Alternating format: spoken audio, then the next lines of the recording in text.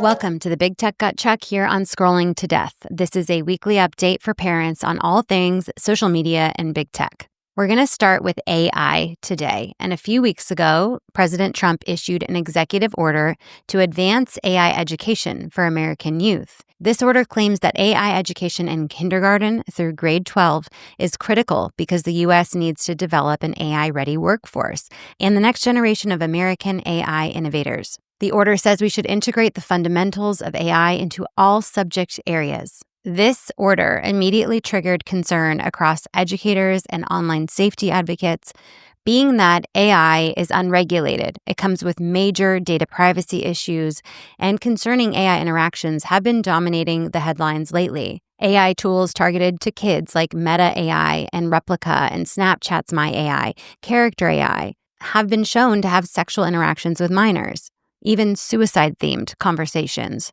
So the New York Times issued a piece in reaction to this executive order by pointing out that incorporating AI all the way down to pre-K would inhibit children's critical thinking and literacy skills, damaging their trust in the learning process and in one another. That author asked, if we automate the most connecting human tasks like teaching, where will we be? And simply, there's not conclusive evidence that AI improves learning outcomes when compared with human teaching. A parent of 3 from Kentucky shared, adding AI to EdTech would be an unmitigated disaster on a social, spiritual, and educational level. He said, who wants their children to be taught by robots? Does it get any more dystopian? I want to get this issue on parents' radar. It is something of great importance that is being discussed internally within advocacy organizations. And as soon as there is an opportunity for parents to lend their voice to this issue, I will let you know. In more positive news, the Take It Down Act was signed into law this week.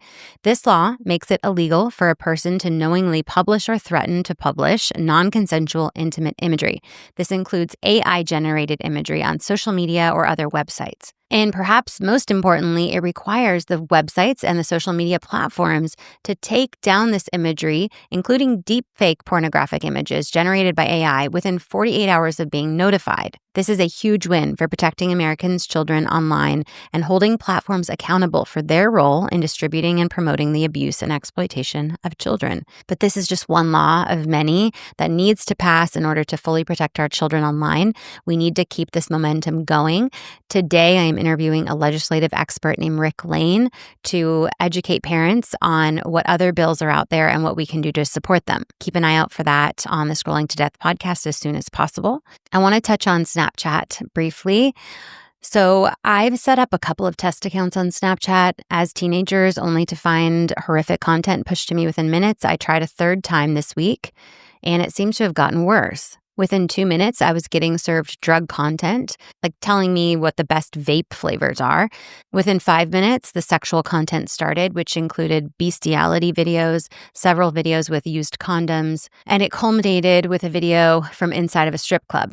I want parents to understand that this is the type of content that Snapchat pushes to children. Snapchat is not a place just for your child to communicate with their friends, although that is concerning because the snaps disappear, which gives children some sort of false confidence and often becomes nude imagery or requests for nude imagery. But there is a spotlight section, which is an algorithm, just like TikTok, of content that Snapchat is serving to your child in order to keep them on as long as possible. These are just a couple of the threats of Snapchat. Snapchat does not prioritize children's mental or physical health. Their only goal is to keep your child on there for as long as possible. So please try to restrict Snapchat. Give your child other means to connect with their friends and explain to them why. I'll include a link to the video I did showing the test account so you can have some backing to what kids are actually seeing on there. I recently interviewed a technologist, Lavanya Gupta. She also set up a test account, and within 24 hours, she received over 100 friend requests from adult males. When she accepted any of those requests, which Snapchat gives you a reward to do, many of these men sent her nude imagery. And if you need any more ammo to not have your kids on Snapchat, just Google the word Snapchat and review the latest news. You'll be horrified. I'm going to share 3 of the most recent news articles that come up when you Google Snapchat. 1, Australian girl 11 sexually abused by stranger after adding him on Snapchat to get points. 2, lacrosse coach used Snapchat to sextort at least 30 boys, including a 13-year-old.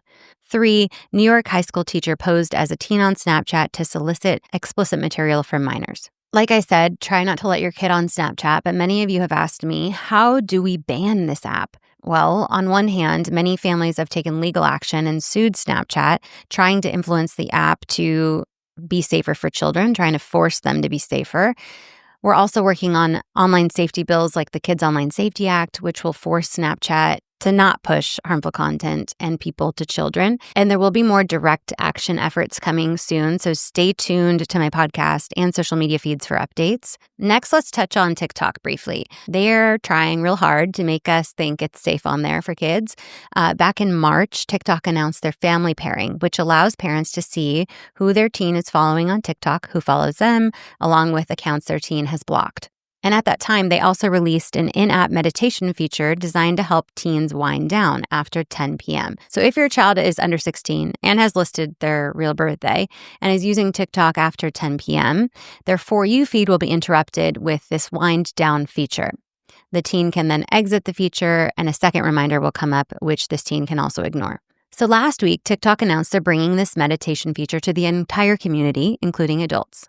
Now, do I hate that they're encouraging a breathing exercise before bed? Of course not. Research shows that meditation and breathing exercises can promote better quality sleep. But you know what increases insomnia by 59%? Screen time before bed. And a recent study showed that the worst screen time before bed is doom scrolling on social media. So if TikTok really cared about our kids' sleeping habits, they would just shut off their app at 10 p.m. for minors, like they do in China. This Chinese-owned app in China is not available to users under 14 after 10 p.m. at all, and they have a daily limit of 40 minutes. How do we get that version of TikTok for American children, or Canadian children, or European children, or all children? Because we know that's best.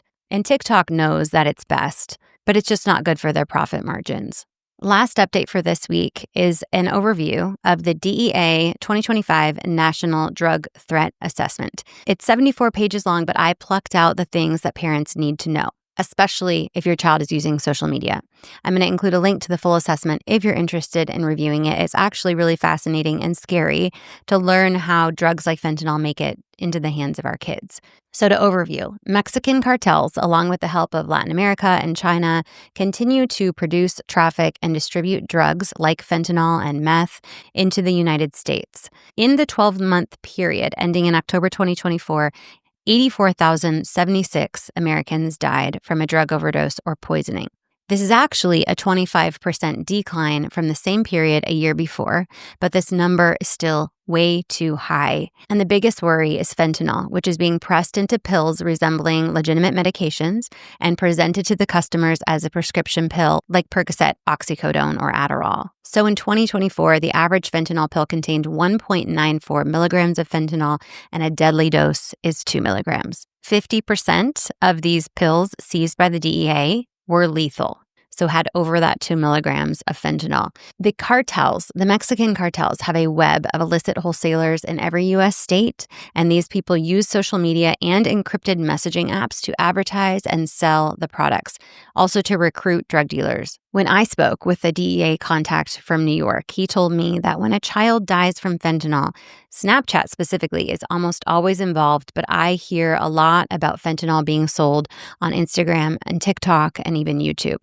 So this is a conversation that we need to be having with our children. We have the latest research and it is scary. And so we need to tell our kids that they cannot take any medication that wasn't prescribed directly to them by a doctor or handed to them by their parent. And if they see their friend doing this, taking a pill that was not prescribed to them, they need to say something. It could save their life. And we are keeping pressure on the social media companies to stop the distribution of illicit drugs on their platforms. I recently attended a hearing in the lawsuit Neville versus Snap, which is 60-plus families who are suing Snapchat for the death of their children. Snapchat recommended drug content and drug dealers to these children, which led to their deaths. That lawsuit is moving forward, so we are continuing legal action, legislative action, and just parental conversations with our kids about this topic. And hopefully we'll continue to see the number of overdose deaths and poisoning deaths from fentanyl go down. Thank you so much for putting this time and educating yourself on the threats of social media and online spaces for our children. Education and conversations are the most important protective factor for our children. So I will be in touch soon with more updates, and thank you so much for being here.